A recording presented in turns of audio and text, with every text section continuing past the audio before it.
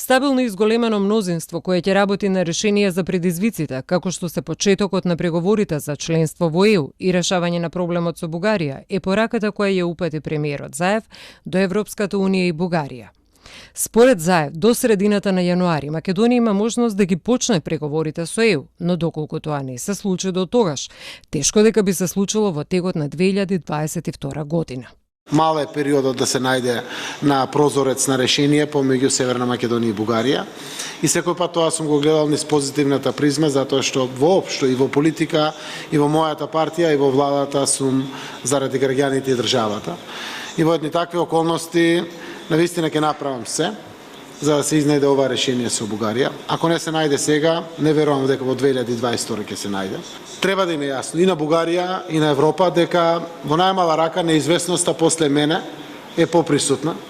Демократските реформи дома се уште еден чекор за исполнување на еден од условите за почетокот на пристапните преговори, смета Димитров. Нашиот македонскиот случај во европски контекст е лакмусот од кој што регионот ќе прочита дали Европската унија сериозна кога зборува за европска еднина на Западниот Балкан. И поради тоа што многу долго чекавме, ама не само заради тоа, и поради тоа што многу направивме, и тоа не само за решавање на билатерални прашања, туку и со демократските реформи дома. Словенечкиот вице-премиер Здравко Почивалшек, кој денеска е во Македонија, ја потврди безрезервната поддршка што Словенија ја дава на Македонија за добивање на датум за преговори со ЕУ.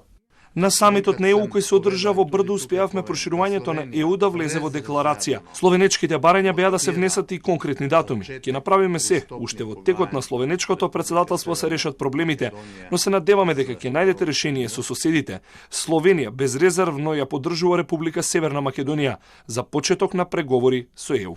Новиот министер за надворешни работи на Бугарија и идниот бугарски премиер Кирил Петков смета дека е потребно да се формираат работни групи меѓу Бугарија и Северна Македонија, кои ќе опфатат различни области. Според Петков, овие работни групи треба да бидат слични на оние во преговорите меѓу идните коалициски партнери во Бугарија. Темата за историјата ќе стане една од темите на разговор, но нема да биде единствена. Има министра на финансите, кој